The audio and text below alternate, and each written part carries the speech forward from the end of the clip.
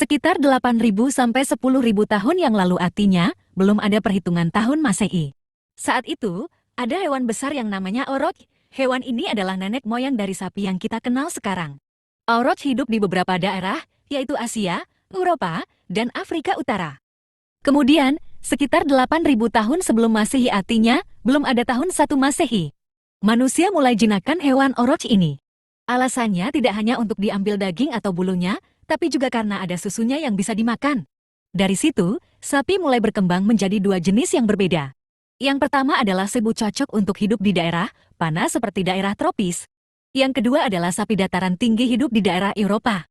Kemudian, sekitar 3.000 tahun sebelum Masehi, di peradaban Sumeria yang sekarang jadi bagian dari negara Irak, orang sudah biasa memerah sapi untuk ambil susu.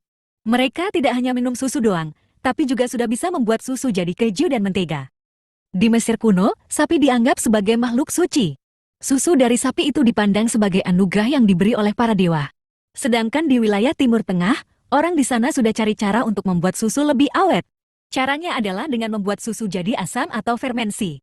Hasilnya adalah yogurt dan kefir yang kita kenal sekarang. Kemudian, susu sapi mulai terkenal di Eropa. Sekitar 5.000 tahun sebelum Masehi, susu sapi masuk ke Eropa melalui daerah yang sekarang namanya Turki, dulu disebut Anatolia. Tapi susu sapi baru benar-benar banyak orang minum dan dibuat peternakannya di zaman pertengahan. Zaman pertengahan adalah periode setelah tahun 1 Masehi, yaitu sekitar abad ke-5 sampai abad ke-15. Setelah diperkenalkan dari Timur Tengah, banyak peternak di Eropa mulai memelihara sapi khusus untuk hasilkan susu. Sampai abad ke-15, peternakan sapi perah sudah banyak dan bisa memenuhi kebutuhan susu buat banyak orang. Kemudian, masuk ke era modern. Di abad ke-19, artinya tahun 1800-an Masehi, ada temuan penting. Ilmuwan yang namanya Louis Pasteur temukan cara yang namanya pasteurisasi. Cara ini buat susu lebih aman untuk dimakan. Selain itu, cara untuk menyimpan susu dengan pendinginan juga jadi lebih baik. Dengan itu, susu bisa disimpan lebih lama dan bisa diantar ke beberapa negara. Di Indonesia, susu sapi dulu belum terkenal. Sekitar abad ke-17 tahun 1600-an Masehi, orang Belanda datang ke Indonesia dan memperkenalkan susu sapi. Tapi susu sapi baru benar-benar populer dan banyak orang minum di awal abad ke-20 tahun 1900-an Masehi.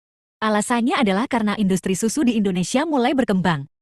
Industri susu di Indonesia alami beberapa tahap. Sebelum tahun-tahun 1980 Masehi, masa pengembangan awal. Dari tahun-tahun 1980 sampai tahun 1997 Masehi, masa pertumbuhan yang cepat. Setelah tahun-tahun 1997 Masehi, ada masa yang tidak terus naik, atau disebut stagnasi.